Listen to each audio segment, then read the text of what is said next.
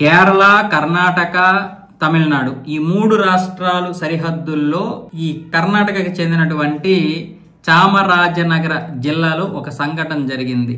మలిమహదేశ్వర వన్యధామంలో 5 పులులు చనిపోయాయి. ఈ 5 పులులు కూడా విషం పెట్టి చంపేశారని అక్కడ స్థానికులైతే ఆరోపిస్తున్నారు. అధికారులు కూడా పెద్దగా పట్టించుకోవడం లేదు.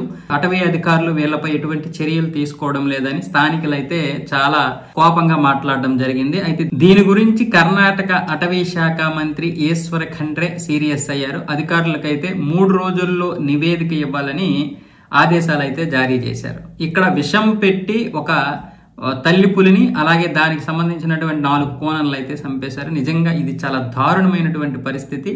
కేవలం వారి యొక్క ఆటవిక ఆనందానికి చంపేశారని స్థానికులు చెబుతున్నారు. వీళ్ళు చాలా రోజులుగా అనేక జంతువుల్ని హింసిస్తున్నారు. స్థానికంగా ఉన్నటువంటి కొంతమంది అంటూ అక్కడ ఉన్నటువంటి స్థానికులు ఎవరు ఇలాంటివి చేశారో కూడా ఆధారాలు చెబుతున్నారు. మరి అటవీ అధికారులు వారికి ఎందుకు సహకరిస్తున్నారో లేకపోతే వారికి భయపడుతున్నారో తెలియదు కానీ మొత్తానికైతే 3 రోజుల్లో దీనికి సంబంధించినటువంటి నివేదిక ఇవ్వాలని ఈ అటవీ శాఖ మంత్రి అయితే ఆదేశించడం జరిగింది.